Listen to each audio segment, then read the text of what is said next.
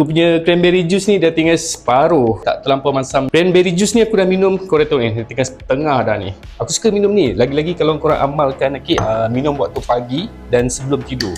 Tak perlu campur air. Serius sedap tau. Bismillahirrahmanirrahim. Sedap weh.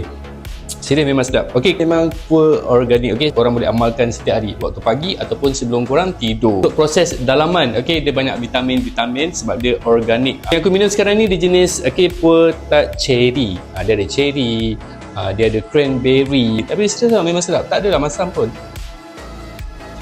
Sedap. Ada manis buah cherry tu.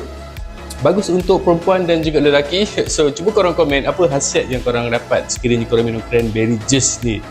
So harga dia pun murah, better korang ambil sekarang sebab promosi dia tak tahu sampai bila.